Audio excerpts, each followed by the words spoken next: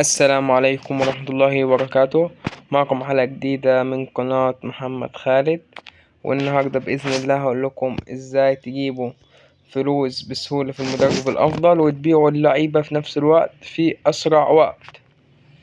يعني عندنا هنا لو دخلنا بصينا على قيمة الفريق هنلاقي الفريق بتاعنا فريق قيمته 713، والفريق ده هدف الإدارة بتاعه الثالث وخدت بيه المركز الأول. تقريبا الفريق ده كان قيمته حوالي 30 مليون، دلوقتي وصل ل713 مليون، ومعايا 179 مليون في الخزينة فوق. ده كله ما كنتش بدخل غير كل يوم كنت بدخل مرة واحدة.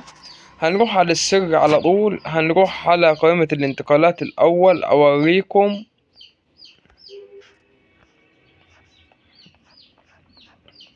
هنروح على قائمة الانتقالات، لحظة يا شباب.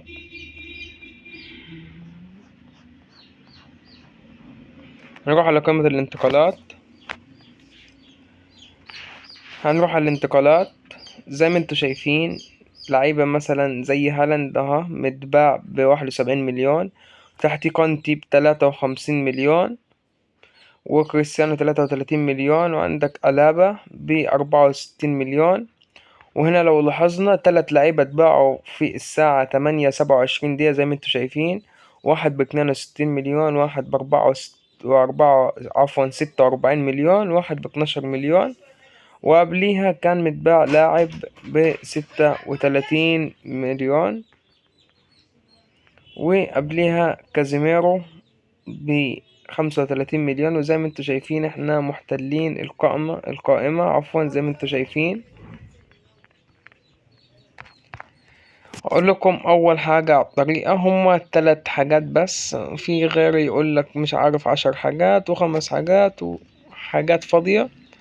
انت اول حاجة مثلا هنا هتخش على الفريق، عايز تبيع لعيب زي مبابي، تيجي مش تبيعه بأعلى سعر، هتبيعه مثلا هنا تبيعه ب140 مليون. هتدوس تأكيد. بعد كده مثلا لاعب زي ديونج هتدوس مثلا هنا 92 مليون. بعد كده هتدوس إزالة من قائمة الانتقالات مبابي وتحط لاعب تاني وبأعلى سعر. هتدوس مثلا ديونج إزالة من قائمة الانتقالات وتحط لاعب تاني هتحطه هنا بأعلى سعر، وهكذا.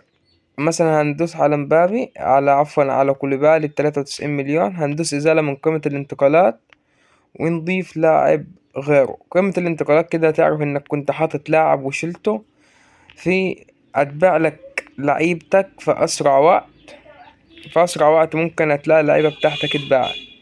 تاني حاجة هي انك تروح تلعب مباراة ودية، وبعد المباراة ودية على طول مباشرة ما تبقاش حاطط لعيبة على قائمة الانتقالات، تخش الفريق تحط من هنا 4 لعيبة على قائمة الانتقالات هيتباعوا أيضا بسرعة.